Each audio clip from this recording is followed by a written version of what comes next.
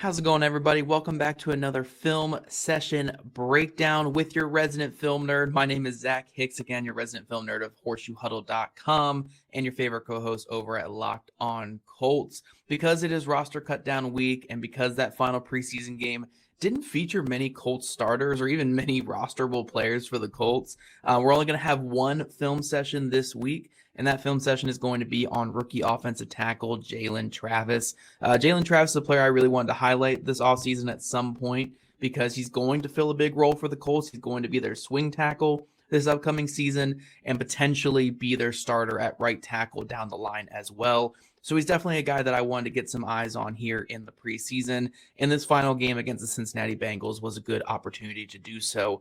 Jalen Travis is raw. He is a very, very raw offensive tackle. I think he did some good things in this game, but we're going to talk about all that here in just a second. Really just break down, again, how this 6'8", 330-pound long offensive tackle with great explosiveness has some good and some bad in his game. And I think that the sky is the ceiling for him. I think he's going to be a good player for the Colts. It's just going to take some time for him to really hone in on his technique and on the things that are going to work for him in the league. So let's dive into this film session breakdown with, again, your resident film nerd here on my personal YouTube channel. All right, guys, so we're going to jump into this first clip here with Jalen Travis, and this first one's a personal favorite of mine just because it showcases the length that Jalen Travis has as a 6'8" offensive tackle in this league, which is vines for arms. So what we're going to see from this pass set here from the Colts is the Colts are sliding the protection to the right here. I think they're reading the linebackers here kind of being over the right, and we're going to see that slide protection to the right, and these guys are going to be more in their angle sets, very tight angle sets here getting out there. Jalen Travis is going to get a little bit more vertical in his set. So, the Colts like their dish sets instead of just pure vertical drops from their offensive tackles. It's very much a Howard Mudd and even Tony Sperano Jr. Type of philosophy here. But we'll see with Travis because he's isolated to the backside of the slide. He's going to get just a little bit more vertical in his angle set. Still an angle set, but again, I just want to highlight that it's a bit more vertical. But again, look at this length here from the 6'8" offensive tackle. This is just absolutely insane because to me, the most important things you can do as a tackle is make that first significant contact to disrupt the rusher and then locate that outside shoulder with that first contact or with one of your first hand strikes here.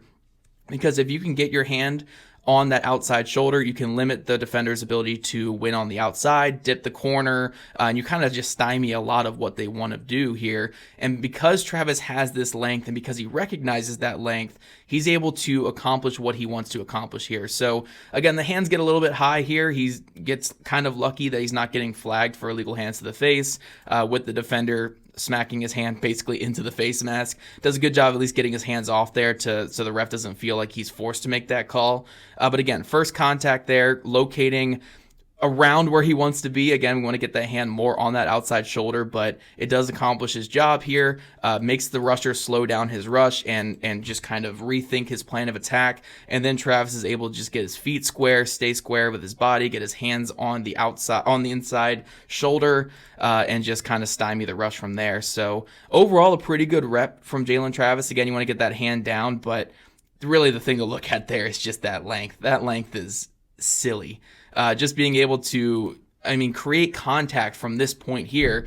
And he's not even leaning that much. Like, yes, his head is over his feet slightly here, so he is leaning a little bit, but it's really not that much lean. Like, he's not really putting himself in a horribly disadvantaged position to make that first contact. He's just reaching those arms out and making that first contact when the defender is a good half yard away from him. That is why you draft, again, a 6'8" player with 35-inch arms is because they bring this natural advantage. Travis is able to use that natural advantage to make that first contact, and he's able to get the win on this play against the Cincinnati Bengals.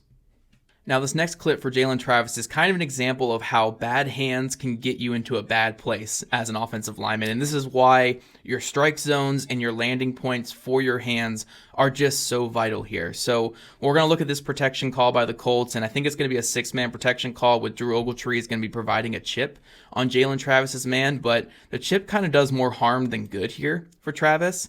So let's analyze this entire play. Travis is doing a jump set here on his guy off of, I believe, off the play action here. So he's jumping his defensive end and he's getting his hands on quickly. We've talked about jump sets a lot with Matt Gonsalves the last couple weeks where, those jump sets allow you just to make that first contact, get on your rusher quickly, and really close that space before the rusher is able to even formulate their plan of attack. So everything's good from the initial steps with Travis. We're getting that little shuffle to get out there in that jump set, and he's getting hands on. Now, when we look at where his hand placement is, this left hand is on the outside shoulder of his assignment, which is not where you want to be with that initial strike. So that hand is way too high, it's way too outside. So even with his right hand seemingly in a good spot there on the interior, that left hand is susceptible to being broken because it doesn't have a good foundation. You want this hand more to the inside, and if you're going to, again, locate that outside shoulder, you want it still a little bit more inside from the outside of that shoulder where he currently has it. And this problem gets further exacerbated here by this chip by Drew Ogletree. So naturally, Travis would typically be able to rework those hands inside. Again, like we've seen with Gonsalves the last couple weeks, where when you have an initial bad miss there with your hands, what you want to do is circle it back inside and get it back to that inside part of the chest, or again, just kind of refight your hands back to where you want it on that outside shoulder. But because this chip comes in from Drew Ogletree, it kind of plants Travis's hands on the outside shoulder there, and he's not able to rework it like he wants. So as that chip comes in, and again does more harm than good, it gives the defender the necessary torque that he needs to get around Travis. And again, Travis just isn't able to recover from that poor hand placement to start. He's able to get his hands on, again, trying to just wrench that guy out of the play, but if you're in this angle as an offensive tackle, you have very little chance of winning. But luckily, the ball is able to get out to that chipped tight end and get a productive gain on the play. But this clip really comes down to just the poor initial hand placement. Again, he loads the hands up well. I think the jump set is really good. I like a lot of what he's doing, but that hand is just coming out way too far. We're seeing that it's even starting from a really outside place. We want to keep this a little bit more inside, and you want to locate more of right here on the shoulder. He comes a really far out wide, and it's just a little bit, it's maybe like 3 inches to the left, but that can be enough between winning and losing and as an offensive tackle. And just because he gets that chip there, that kind of stuffs his hand more to that outside of the shoulder again, it gives the defender all they need to get around him. So kind of, a poor situation just in terms of the chip doing more harm than good.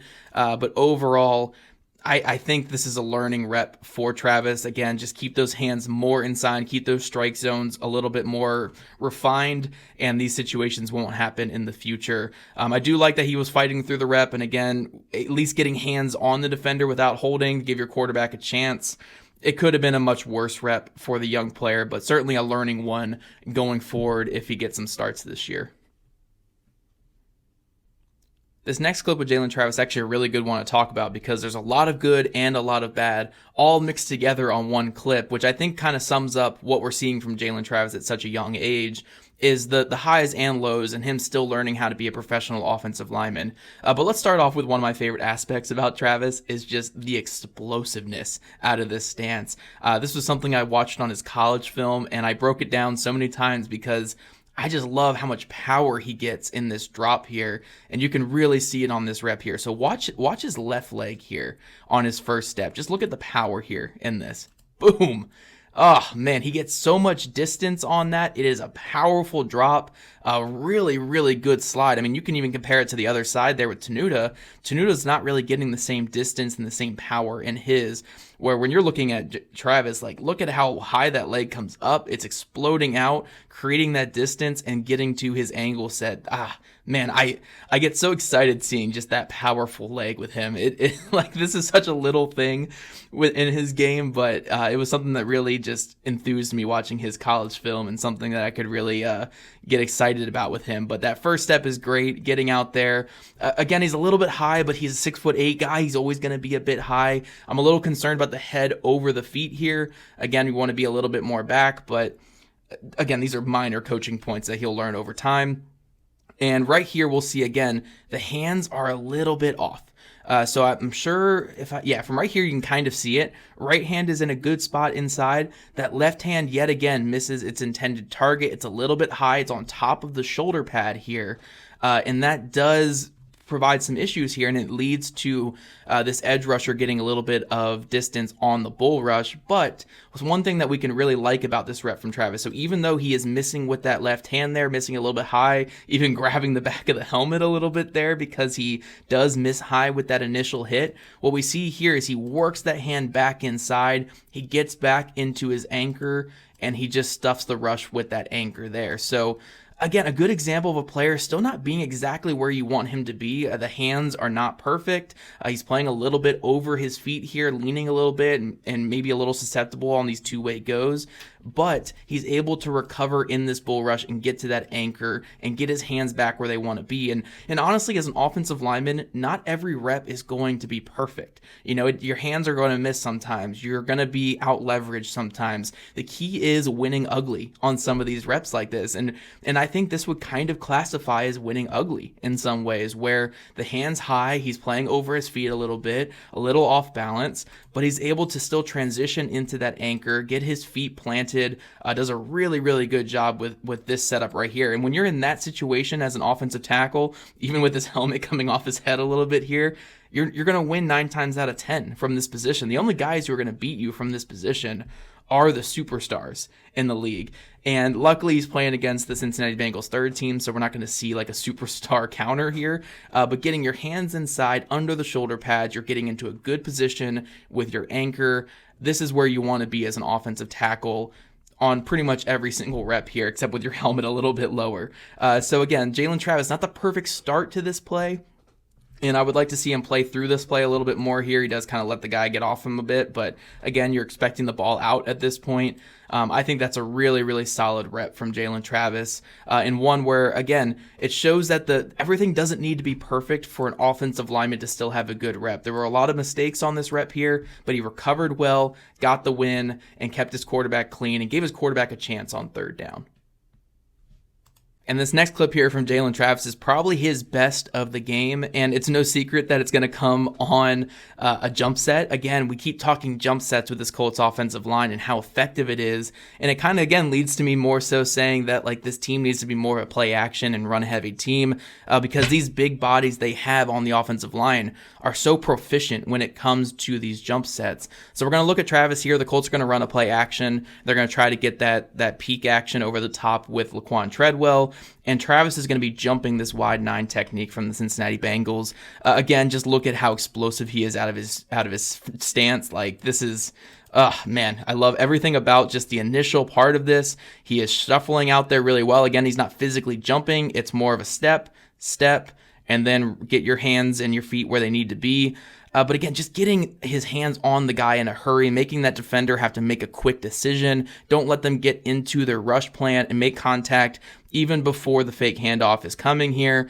Does everything right from that perspective. I love how he loads up his hands. This is a teaching point of a lot of offensive linemen and a lot of offensive line coaches is before contact, load your hands. Get some power behind them, and again, loading your hands kind of keeps your hands free from quick chops and quick ability for guys to break your hands before you make contact. So he loads them up, gets those hands on. Again, that left hand's a little bit high and outside, but we can live with that. Right hand is where it needs to be, like always with him. He's really good at protecting that inside shoulder. And then he just completely locks down the rep from there. You see the left hand, I think it comes down a little bit. Yeah, I think that left hand comes down a little bit into where you want it to be. Feet are just really square, really chopping with the player, making sure that he's not creating any separation. That right hand is just completely dominating the inside of that player. And the player's just more so going for a contained rush at this point. He knows he's not getting through. The anchor is just so solid and sound from Jalen Travis. This is a really good rep from a young offensive tackle. And I know jump sets traditionally are a little bit easier because you're more dictating and you're more run blocking as an offensive lineman. But again, just to get that first contact, get on the player, transition to your anchor, and just lock it down like this. This is what every offensive lineman strives for in every single play. So really, really good rep from Jalen Travis here. And the final rep here from Jalen Travis in this game, or at least the final pass blocking rep, is another one that's mostly good, but still has some learning points in there. And again, this is how we're going to summarize Jalen Travis here in the preseason. Again, we're going to start off with something I love. Again, that explosive first step. Here it comes. Look at that. I love that so much. That first step is so explosive and so powerful. I could watch that all day. I know I'm being a nerd with this, but I could watch that first step all day long. Really good first step. Gets out there in his dish pocket. Look at this dish across the line from the Colts in their offensive line. And again, just gets those hands inside. Actually does a good job with the left hand as well here, getting that left hand on the outside shoulder. We're not seeing it creep up to the outside or around the helmet like we did on other reps. Feet are a little off balance on contact, but he does kind of clean that up later here. So that would probably be the only thing we're really concerned about as he makes contact, is you want to keep those feet a little bit wider. But something weird with the defensive end here is defensive end is doing more of a contain rush, more so letting this guy be this disruptor. He's going to try to loop back inside like a really delayed stunt or something. And the Colts are more so doing man-to-man blocking here. So he's got 95, he's got 56. And that's why you see kind of this like quicker set here from Jalen Travis, this more like tight angle, is since they're going to be more on like an island with each guy here, you don't want to be shoulder to shoulder, because if the stunt comes closer, then you could run into each other and cause disruption. You want to get on your guy in a hurry, so that way if he does loop inside, you're on top of him and you can just carry him across the line. And that's kind of what happens here. Again, Travis gets hands on the defensive end, and as that guy tries to loop back inside, Travis moves with him, blocks him on the path. That is a huge Howard Mudd point, and I think it's one of my favorite points I've heard from an offensive line coach, is when a defender wants to run on a certain path, don't try to work against the grain. You're adding so much pressure and strain to your body by working against the grain, by trying to torque your body in front of him and keep him away from that. Instead, work with him on that path he's running. So if he wants to run to the inside, run with him, run him out of the play. So keep running with him, make sure that you can keep your quarterback clean, but let him run on that path that he wants to run and use his own momentum against him. I think Travis does a really good job of still controlling that inside, but taking him on that path that he wants, staying between him and the quarterback. And then when that player wants to work back, Travis is right there with his big body in between, and allows for Riley Leonard to get this ball down the field off the play action for the huge touchdown. So again, not perfect from Travis. The feet are a little bit tight here. He could be susceptible to more of a bull rush, but again, he's getting out there in a hurry to work in this man blocking thing against the potential stunt. But I think he does a good job of running the guy on the line here. Drops his head a bit. We want to keep that head up a little bit, but overall, I think this is a really solid rep from Jalen Travis. And again, if you're giving your quarterback 4 seconds to deliver a 50-yard touchdown pass, that's always a win in any offensive lineman's book. So really strong rep from Jalen Travis. To close out talking about his pass blocking this game, we have one more run blocking clip to talk about, but this was a good high note for him to end on. I think this was the last snap of the game too, so a really high note for him to end the game on. Now, the final clip I'm going to break down for Jalen Travis is a run blocking clip, and I haven't really focused much on run blocking clips with my offensive line breakdowns this summer because, look, run blocking is very important, but the more concern with these young offensive linemen is how they're going to hold up in pass protection. So that's been more of my focus in these videos, but I did want to highlight this one play to show just kind of how raw Jalen Travis is as a player. You know, he's kind of like cookie dough at the moment. Like, there's still some good aspects to him, but we need this to be a little bit more refined if he's going to play in a real game. And I think this is a good clip that shows it, where like he's not necessarily bad on this play. It's just there are some steps he needs to take before he's ready to play on Sundays. And again, this is a duo run here from the Colts, so we're going to see a duo block here. These two are on displacing this defensive tackle. These two are displacing this defensive tackle and just driving them upfield just to create that vertical displacement and create lanes for that running back. Now, Jalen Travis's role on this play, as a guy not involved in the duo blocks on the interior, is to explode out of his stance, load up his hands, get inside with good leverage, and then use these hands here to torque him to the outside. You want to extend that right arm as far as possible and just get that guy outside the play as much as possible so this guy can have room to run on the interior. And you're going to see with Travis where the explosion is good. You're going to see him load up the hands, get the hands on here. But from this point, like, this is a great point to be at for Jalen Travis, but from this point, we're seeing just the lack of play strength, the youth in his game. Again, just the doughiness nature of his game where he's not able to extend. You want to push this guy out of the play, extend that right arm as far as possible, and create that lane for the running back. And instead, he gets stood up by 51. 51 sets a hard edge with that long arm right to Travis's chest. He's unable to get him out of the play, which closes that space for the running back. And then 51's able to come in and get that tackle. So again, not a horrible rep from Travis. Like, you are still getting a little bit of a run lane here. Honestly, if the block is a little bit better from Josh Sills here on the ground, you probably still get a good, effective rushing play.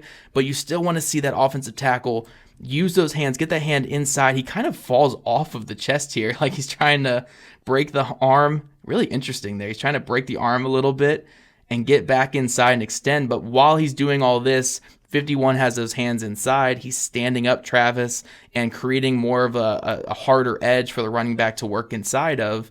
And it does contribute to this run play not being a big win. So again, just something to show that Travis is still not fully there as a player. There's still some learning growth required for him. But my overall take from him, and I'm going to get to that in a second, is just really solid game from him. I'm optimistic about the future, but there certainly is a way to go for this young player to be what the Colts need him to be in the future. And there you have it, guys. That was Jalen Travis against the Cincinnati Bengals in this film session review with, again, your resident film nerd here over at Horseshoe Huddle and Locked On Colts. Again, Jalen Travis is a really intriguing player to me because he's going to always have these athletic limitations in terms of his overall stiffness and his overall ability to generate leverage with his size.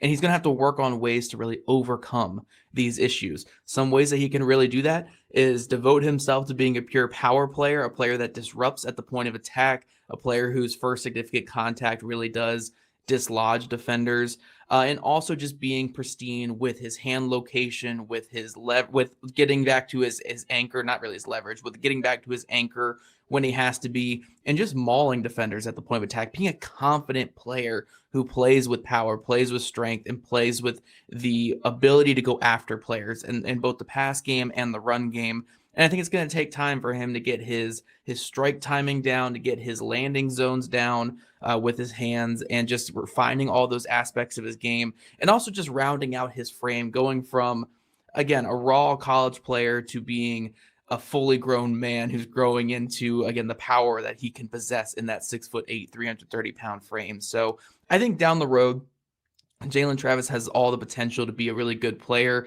I see a lot of Jared Veldheer in his game when Veldheer played for the Colts. I see a very similar path and a similar player there. And I think he can be a good starter for the Colts down the line. He's just going to have to take strides as they come this season and hopefully show out in his couple starts that he's likely to get in his debut season. But I'm excited about Jalen Travis. There's a lot to like, as you guys could tell from this breakdown. But there's going to be some bumps and bruises along the way. But ultimately, just like I say about Matt Gonsalves on this channel, I think that these guys will figure it out as long as they continue to build confidence, continue to build technique, and really go from their starting point that they're at, which is a really solid starting point. So Jalen Travis, that is his third preseason game in the books. Hopefully we don't see too much of him this season, but I'm sure we will see a little bit of Jalen Travis in his rookie year.